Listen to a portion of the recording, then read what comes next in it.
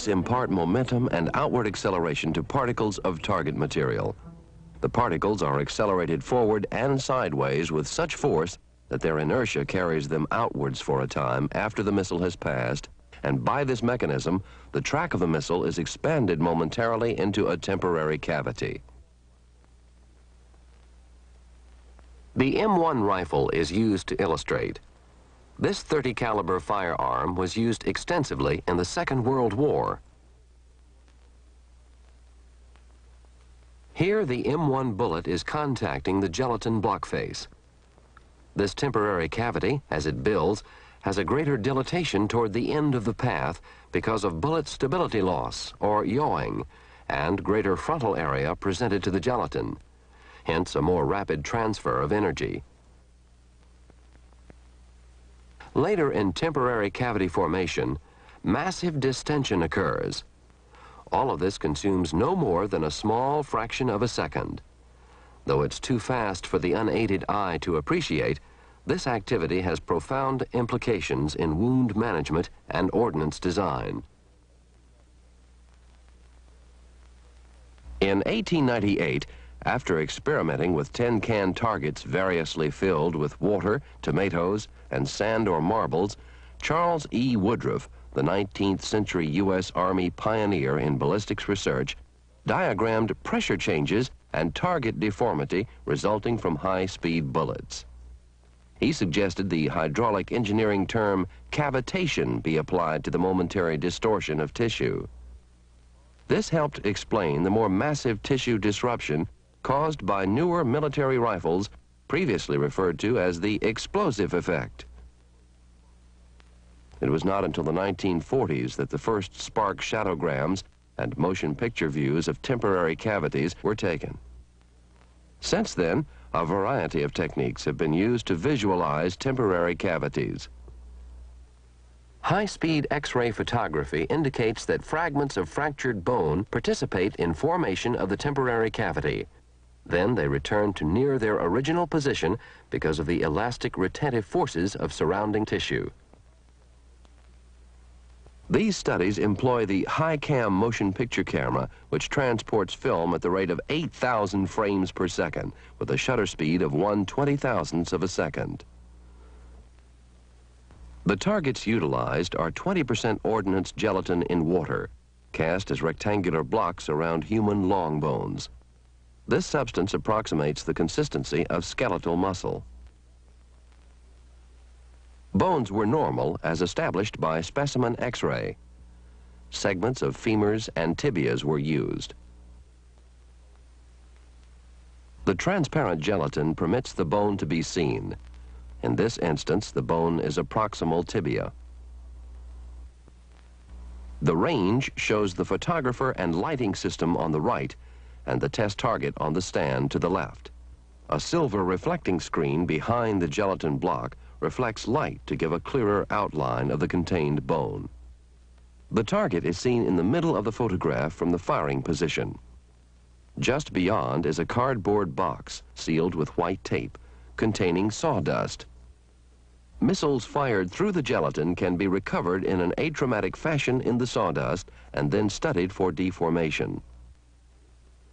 A single frame of the high-cam, high-speed ballistics footage shows a bullet approaching the face of the block, which contains a proximal femur. After the test shot, the block was melted away under hot running water and the bone macerated in 3% sodium hydroxide. After passage through ether to remove marrow fat, bone fragments, seen on the left, were laboriously put back together with clear monofilament and epoxy glue. The fracture patterns are now clearly evident in the reconstructed bone. 3 handguns and 3 rifles were the weapons tested. 3 were black powder weapons. The other 3 fired modern smokeless powder. These are the projectiles in the various calibers. Black gunpowder wrapped in paper is near the 54 and 58 caliber Civil War rifle bullets.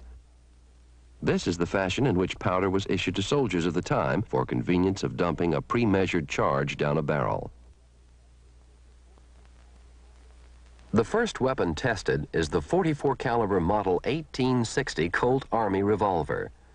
The test employed a 148 grain lead bullet driven by 30 grains of black powder at a speed of 615 feet per second. The revolver is readied for fire. The weapon is discharged. The missile will pass from left to right. After distortion and creation of the temporary cavity, the block pulsates, then returns to original size. Constriction, because of the elastic properties of the gelatin, results in a permanent track of considerably smaller diameter than the temporary cavity. Note the wooden plug that seals the top of the bone. This is to prevent the escape of marrow under high pressure at impact. The next weapon tested is the 45 caliber pistol, Colt's Model 1911. In conformity with the 1907 Hague Convention, fully jacketed lead bullets are utilized in this weapon. The bullet is 230 grains in weight and travels at approximately 800 feet per second. The target is a proximal tibia situated upside down in the gelatin block for mounting convenience. The tubular track is passing parallel to the table towards the epiphyseal end of this bone.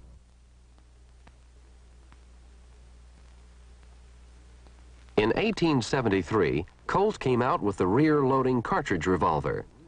The single-action Army was the official sidearm of the U.S. military from 1875 to 1892. It was produced initially for black powder cartridges in 45 caliber and later for smokeless powder cartridges. The weapon shown chambers the .357 Magnum cartridge available since 1935, which is a 38 caliber bullet in a long case. The semi-jacketed hollow point bullet to be tested is designed to deform into a mushroom shape and present a large frontal area to the target material. This increases the rate of energy transfer. Such rounds may be carried by law enforcement officers since they are not subject to the 1907 Hague Convention. A proximal tibia is embedded upside down in gelatin. The maximum temporary cavity forms about 2 inches in advance of the bone. The impact of this fast-moving hollow point bullet is so violent, it throws the block into the air. The aluminum foil covering the target stand is considerably disrupted.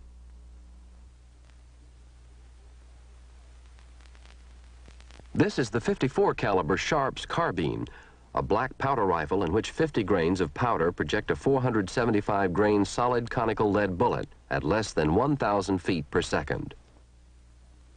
The rifle is readied for fire and discharged. A distal femur is the test target. The missile will enter from the left. A jet of bone marrow escapes through the shaft of the bone at the top. Note the temporary cavity is considerably larger than with the handguns. After a number of oscillations, the block settles down to its original shape. Gaseous clouds ripple the table's aluminum foil and almost remove the identifying sign from its side. The second rifle tested is the 58 caliber Springfield, widely used in the American Civil War. This 1862 muzzle-loaded weapon projects a 510 grain mini-ball with 60 grains of black powder at approximately 1,050 feet per second. Once again, the weapon is readied and discharged. Note the tremendous shock of this heavy bullet. It travels considerably faster because the barrel is longer compared to the Sharps. A burst of fluid is ejected anterior to the femur, and then the block is lifted off the table into the air. While airborne, the temporary cavity immediately shrinks down to a permanent track. Note the considerable disruption of the gelatin behind the femur because of secondary missiles, specifically cortical fragments from the femur. The final weapon tested is the current issue rifle for the United States Armed Forces, the 5.56 millimeter M16A1. It exemplifies the trend in military armament towards smaller calibers firing bullets of higher velocity, in this case 3,200 feet per second. Not only do these weapons create more devastating wounds, but fighting men are able to carry considerably more ammunition since the cartridges are smaller. This is a .22 caliber missile. The M16 is readied and fired. A distal femur is the test target. Note the marrow ejection from the top of the bone and the block's distortion. Again, the block is carried off the table out of the field of view. This time, the sign is totally removed from the stand by the blast. It's clear that these events happen very quickly. Even with the slow motion of high-speed motion pictures, it may be helpful to use still photographs in reviewing the action. First, the .44 caliber black powder revolver. The missile approaches the proximal tibia, creating a tubular temporary cavity approximately 3 inches in diameter. The missile transgresses the bone, and after the test, the block has a narrow permanent track resembling a drill hole. This gives no indication of the dilatation which instantaneously occurred. This specimen radiograph of the bone in the block shows lead fragments to the right removed from the bullet during impact with the bone. After sodium hydroxide digestion, the diameter of the permanent track through the bone coincides rather precisely with the diameter of the .44 caliber missile.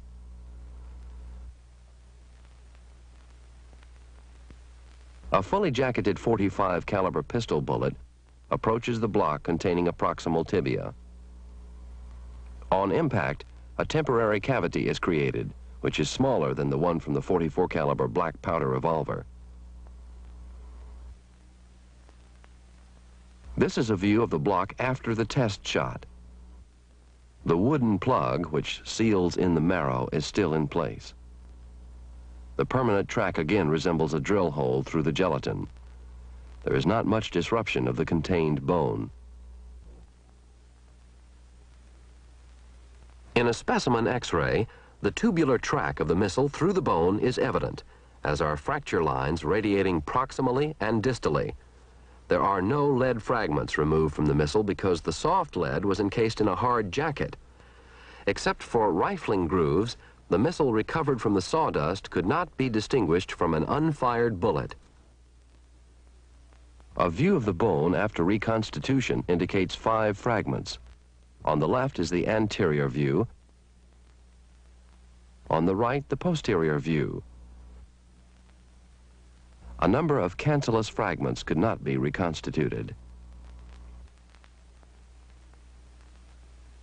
This is the hollow point .357 Magnum bullet.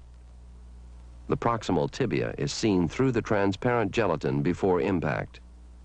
On impact, the block is transformed into an oval shape. At this point in time, the missile has already passed through the block. The slight projection from the right face of the block is the missile's exit site. Notice how at the point of impact, the left face of the block is raised into a diaphragm-like configuration. The orifice there is approximately 2 inches in diameter. Also note the bone is positioned in the block beyond the point of maximal temporary cavity formation. A view of the block after this test shot indicates considerable disruption of gelatin anterior to the bone. This is because of fragmentation of the hollow point bullet. In the specimen X-ray, the disrupted lead fragments of the bullet lie before the tibia. In other words, approximately 2/3 of the bullet only passed through the tibia. Some small metallic densities to the right of the bone are lead fragments shed during subsequent passage. The fracture pattern is evident in the anterior-posterior view. These are 3 views of the reconstituted bone. 11 fragments were repositioned. Metallic fragments from the nose of the bullet that did not transgress the tibia are placed on a small piece of white paper. A .54 caliber Sharps carbine bullet approaches the face of the gelatin block containing a proximal femur. The temporary cavity has an elongated tubular configuration with an accentuation behind the bone because of damage from bone fragments. Notice how the solid lead bullet rotated in the target. It exits almost 90 degrees from its original position at impact. Direct light photography of the block after the test shot indicates considerable disruption behind the femur because of secondary bone splinters. This is confirmed in the specimen X-ray, where bone fragments can be seen to the right of the femur. Note the few lead fragments removed from the surface of the solid lead bullet. 20 bone fragments were reconstituted. A considerable number could not be repositioned because of their smaller size. A .58 caliber Springfield mini-ball approaches the target from the left. The mounting temporary cavity has an elongated tubular configuration. The distal femur is in the direct path of the missile. Subsequent frames indicate the temporary cavity building to its maximal proportions. In both views, the missile has already passed through the right face of the block. Again, after the test shot, there is little testimony to the violence of impact. There is disruption of the block posteriorly because of the secondary missiles. In the specimen X-ray, it is clear that at least 3 major blade-shaped fragments from the posterior femur came out in parallel with the general direction of the missile. Some lead debris is located along the distal end of the track. Also, notice the solitary bone splinter to the left of the test femur. The splinter was carried forward toward the shooter. Substantial fracturing is depicted in an anterior-posterior view.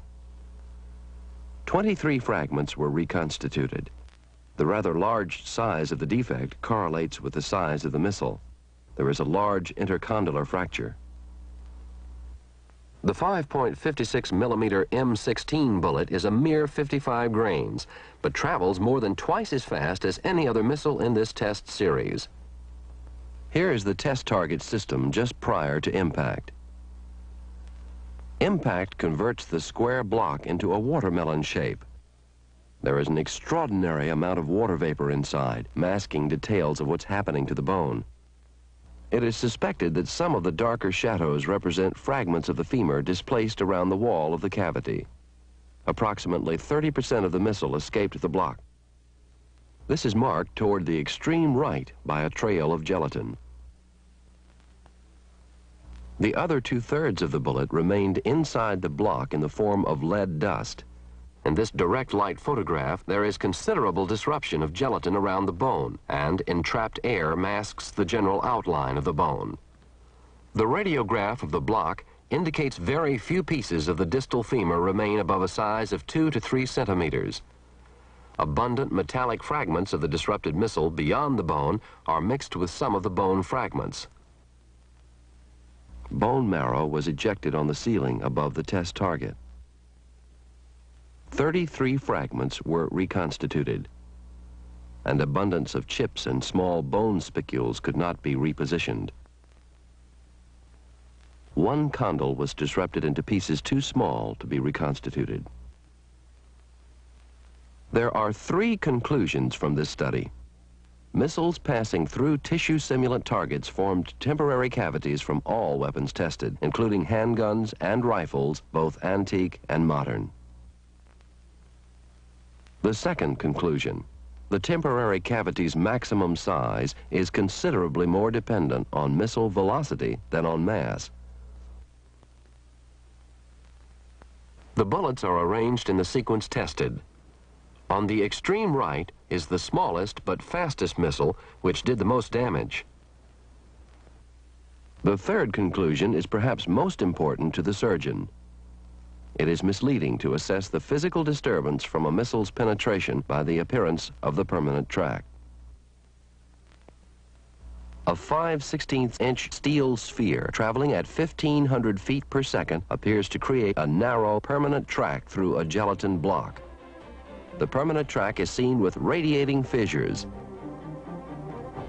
This does not hint at the marked momentary distortion recorded in these successive frames from the high-speed ballistics motion picture study.